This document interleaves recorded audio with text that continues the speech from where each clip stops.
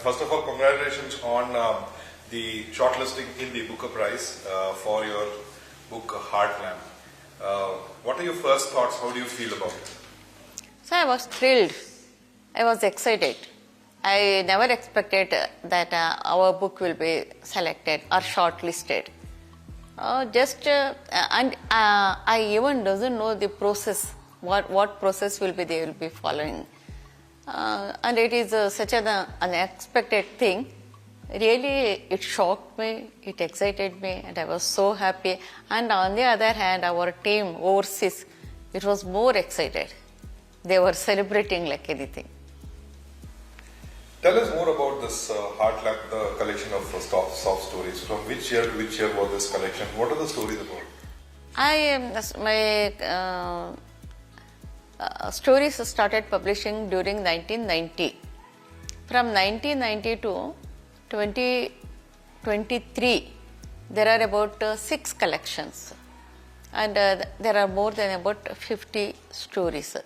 And I write in different forms also.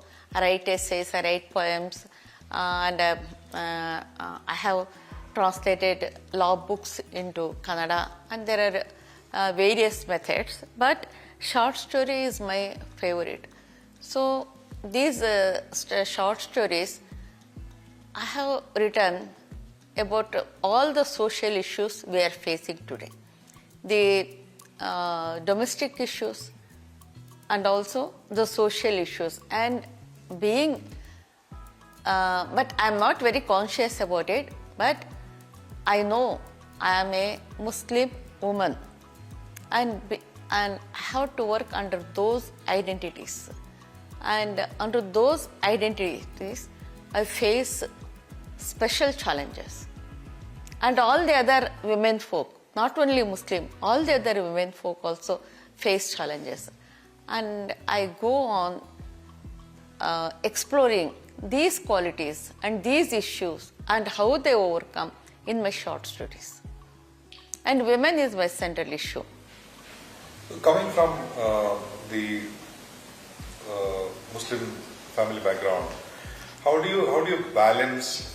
Because there are certain restrictions or conservative outlook to the entire community. So how do you navigate through this and handle things? Basically, my parents, they were liberal.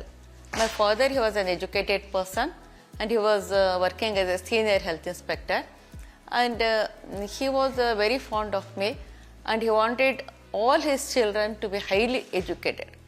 And I am the eldest, and he saw that all of us, we obtained double degree. And even my husband also very, very cooperative. My family atmosphere is such that they don't impose anything on us. But we know our boundaries. In that way, we were allowed to, not allowed, we were trained like that. My grandfather, my father's father, he was a Khazi. And we have religious background also. And we know what is what. And I have studied throughout in Kannada medium. And Kannada is such a language which gives you a lot of liberty, and it allows you to think without any boundaries, and it allows you to explore new things. And that too, I was very much involved in Raita Sangatne, Dalita Sangatne, and I was the state convener for Bandai Sahitya Sangatne. That is a rebellious movement in Karnataka. And all these movements have shaped me, my future, my thinking, and my existence. When you write short stories, what are the kind of characters that you pick? Do you pick characters around you? Do you observe them? What are the ingredients that go into your short stories? The thing is, we faced a lot of challenges, particularly myself. I told you that I was the state convener of Bandai Sahitya Sangatne.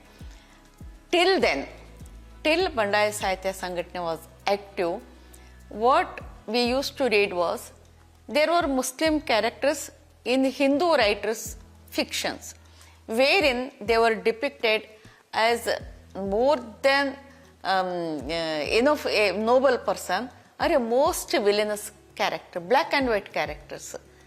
Either they were given a very downfall characters or they were highly esteemed. They were never considered as human beings. Human beings, I being a human being, I have got my positive qualities also, negative qualities also. I laugh also, and at times I become angry also. Nobody can be 100% bad or nobody can be 100% good. But in previous fictions, I used to see either they were 100% bad or 100% good. And I used to think, why these people have been portrayed like this? And further, during Bandai Sahitya Sangatne, we raised so many questions. See, when I want to write a sequence, a short story, whether I have to write about a Deepavali festival, or a Ramzan festival, or a Bakrid festival, or about Shivratri, I was confused very much. Then during Bandai Sahitya Sangatne, when we raised these questions, there Bargur Ramchandrappa was at the helm of the affairs, and so many our Bandaya friends, and they used to say, you write about your atmosphere, your environment, your people. And then we had clarity, and we started writing, and there once again we got so many challenges. Suppose I say janaza, and I have to explain in Kannada what is janaza. And when I say fasting or namaz, and once again I have to explain, and that explanation should not be like a slogan. It should be artistic, and it should blend with the story and the plot and the characters. Those responsibilities we have to face. As a writer, who do you look up to? Who are you influenced by as a writer? People have influenced, not particular writer. I don't say particular, I don't name them. Lot of them, I have read lot of them, but only people have influenced them. People with lot of their originality, with lot of their goodness, with lot of their badness, with lot of their cheating habits, with lot of their enormous loving qualities. People have influenced me, and they are my characters also. You said you were involved in various movements. Yes. But then when did the author in you wake up? When did you start writing stories? Or you decided that you want to be a writer and author? No, the thing is, as I go on remembering, I started writing when I was a very small child, at about 7 or 8 years. Whenever I learned my alphabets, I start writing. I start writing in papers, and that was not original writing. My father had purchased me a lot of books, Panchatantra, Balamitra, Chandamama, everything. I was a voracious reader. I used to read them, and I would mix up things. From Chandamama, I would shift to Panchatantra, and I would snatch something from here and something from there, and I would mash up everything and tell my dad a story. And he used to be very much impressed. He said, yes, it's a wonderful story, you write it, he used to say. And I started writing. In my younger age itself, I started, but the thing is, I never knew till I came to college. I studied here at Government College, Hassan. Till I came to college, I never knew what it meant by the Prajavani people, particularly the Prajavani newspaper, used to arrange some competitions for Deepavali and Yugadi, and they used to invite short stories. And there they used to say, write on one side of the paper. But in Kannada it would come like that, Kagadada Vande Maggulige Bariri. And I don't know what is this Vande Maggulu. For that word, technical reason, I never sent any of my stories to the competition, and there was nobody to guide me, no friends. Nowadays, we have got lot of information in social media, and there are some workshops, short story workshops, writing work, everything is available now. In those days, nothing was available. And I would not go, and I don't know whom to contact. Finally, when I realized that it says on one side of the paper you have to write so that it will be easy for them to compose, then I realized it.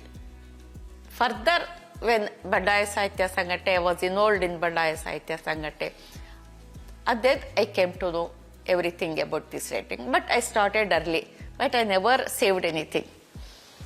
In this day and age of internet, direct consumption, digital, there is a gap, or rather the disinterest in the generation to read and write. Do you feel that gap, and then how do you bridge the gap? What do you suggest? Actually, the younger generation, of course, it is attracted by the social media, a lot of social and digital media, everything. Even then, at home there should be some environment for the children to read. We should provide something, the elders, we should provide them sufficient books, and we should know how to create interest in these books. And people who go on in a digital world, they will also take up books. It's a thing I have experienced. But only they think they should be shown some guidance, and they should be made addicted to books also. Your general observation on the literary scenario of Kannada, especially these days, what is your take? Kannada, it is the literature, the views, the values, the expression in Kannada is amazingly advanced, because even in most of the mushairas, I love mushairas, and I have got very special regards to some of the Urdu poets also. But what I want to say there, even today, they are after Shama, Parvana. Even today, they are after Bhaura. They are after the old similes, and they are not budging. They remain there, stagnant. But in Kannada language, there are a lot of galloping. The various stages of Kannada, it is enormously changing.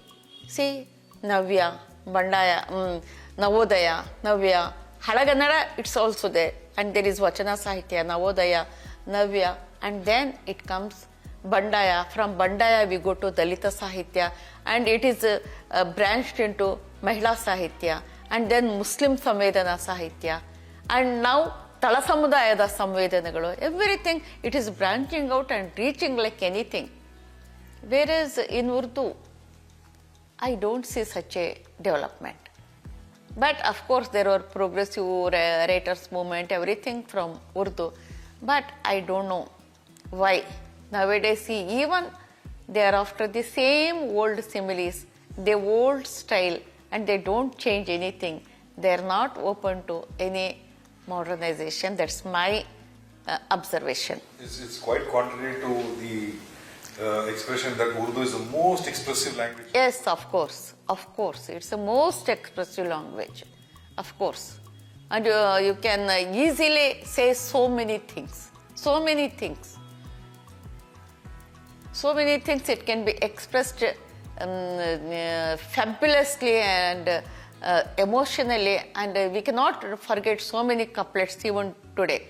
But even then, there is no experimentation in Urdu. That's what I feel. But Kannada, it is racing like anything. Day to day, we see new trends. That's one thing, and it gives a human being something different mindset and notion.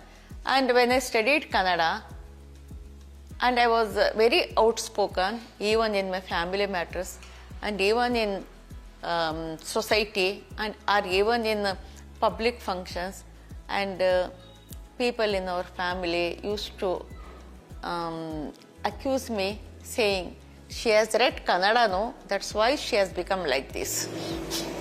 In Urdu, she should have studied Urdu. It's such a nafis language. It's such a sensitive language. If she has studied in Urdu, she would not be so rebellious, they mark me. One last question.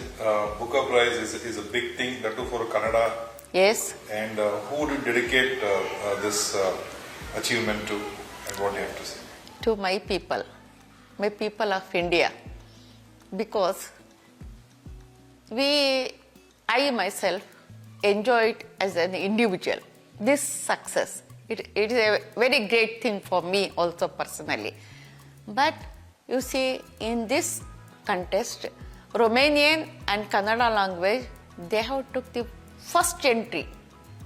And it's a greatest honor for Kannada language. Because till now, Kannada language has not even entered this competition. Now it has entered and it has gained a place. It has been longlisted. It's a great honor. It's a great recognition for Kannada. And then people have come to know that there is a language. Millions of people are talking in this language. They are using this language. And it has got international recognition. I don't say without, till now there was no recognition, but in literature, in creativity,